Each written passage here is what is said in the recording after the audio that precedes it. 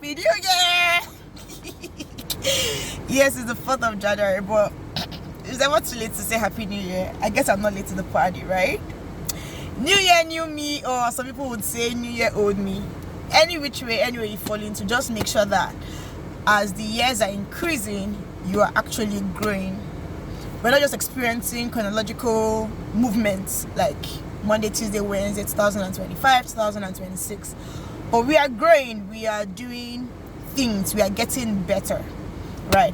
Now, I want to tell us some of the things I wrote down for myself as my strategies to win in 2026. And I feel like sharing it with us. I mean, who knows, we can learn a thing or two, right? I'm not going to tell you, these are some things you should do and some things you should not do. However it applies to you. If what I'm going to say applies to you, please let me know that it was helpful. Alright, my number one thing for myself is write the vision down. Habakkuk 2:2. See, whatever it is you want to do this year, don't just say, oh, I want to go to the gym, I want to be fit, I want to live healthy, don't just say it, right? Write it down.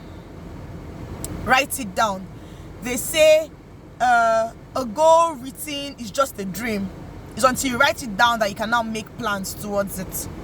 Second thing is break your vision down into bite-sized pieces. So the thing is, a lot of times we are scared to dream big because the size of our goals scare us. And to be honest, it's not out of place, right? Imagine, what will happen if God actually just showed us, boom, this is where I want it to be. That's why sometimes even when God wants to tell us things, he just tells us, okay, take this step. He doesn't show us the full thing because it can actually get us scared. When you write your vision down, break it down into quarters, like quarters of the year, months, weeks, days. So if you say this year I want to read 200 books, you don't plan to read 200 books in one day, do you? But how will you read 200 books in 365 days? That's just an example. Write it down. The third thing is set systems and not just goals. Now, almost everybody knows this book, Atomic Habits. And Atomic Habits is the book that's the 1% of the 1%. So they say, read. And many people have said many beautiful things about the book. And one of the things in that book is, don't just set goals, set systems. So if you say you want to gym, what's the plan for you to gym? If you just say, oh, I want to gym and leave it at that, then you may end up not gymming.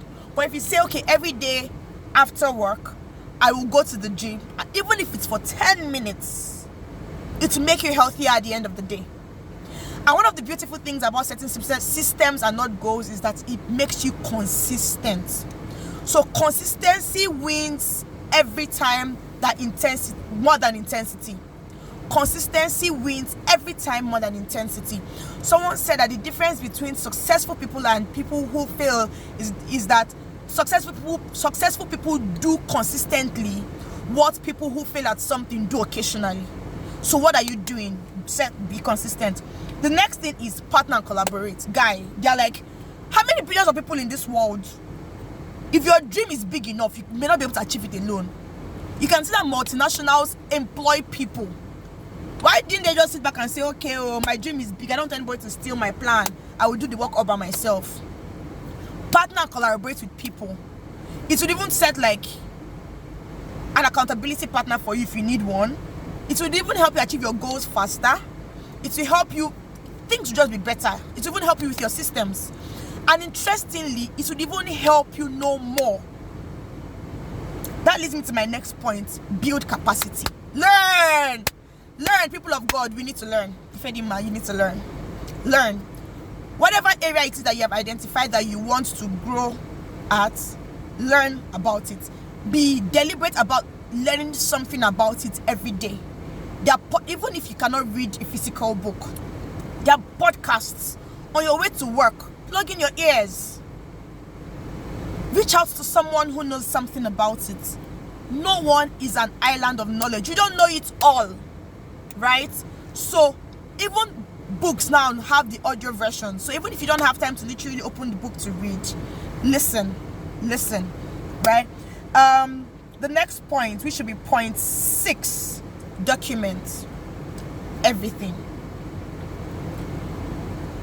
Document your testimonies, because one day when you feel like throwing in the towel and quitting, it will help you look back and see, 1, what God has done for you, 2, how far you've come.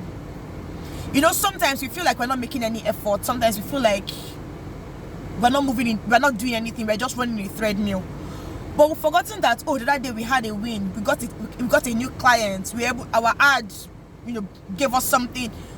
We keep forgetting these things. Somehow we overestimate the capacity of our brains.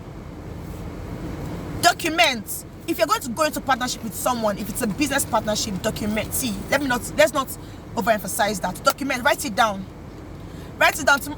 It may be your brother, your sister, it may be your sibling, but write it down. Tomorrow you may need those terms and conditions. When that friend of yours, when that sibling of yours is not there or not available to continue the gentleman agreement, you will need that document to save you. Your finances, document it. Your budget, income and expenses, document.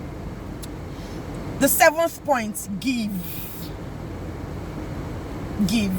And when we say give, it may not necessarily be money. Sometimes people think it's just money. Being there for people when they're facing a hard time is a form of you giving. You're giving your shoulder for someone to lean on. You're giving your ears for someone to see. People are going through a lot. Some people are looking for who to just pour out that negative emotion. So imagine you being there for someone. You don't necessarily even have to even give the person any money or anything, but you just being there to listen to them helps take that weight off their shoulders. So you give the person time, which is very valuable. There are many things you can give that are even more valuable than money. Advice. Well, for advice, be careful. Oh. Me, if Edima, give advice to who asks for it. I don't know if this is for everybody, but don't go and give advice and then somebody will say, who sent you? Did I ask you? Then last but not the least point, stay grateful. Stay grateful to God. Stay grateful to human beings. Stay grateful to yourself. There are certain doors that would open to you through divine help, someone's connection, one thing or the other. But you see, gratitude and honor keeps those doors open. Stay grateful.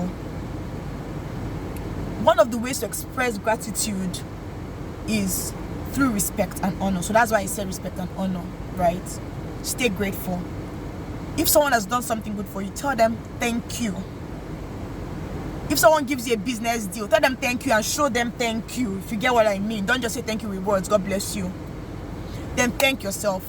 Don't just wait till the end of the year and say, lastly, I want to thank me for being me, for showing up for being me. I'm not saying it's bad, but would you live through 365 years blaming yourself? Oh, I had a hard time. Oh, I had this and that. You nearly threw in the towel, and then at the end of the year, you're just posting it. Thank yourself. So if you took a risk and it paid off, thank yourself.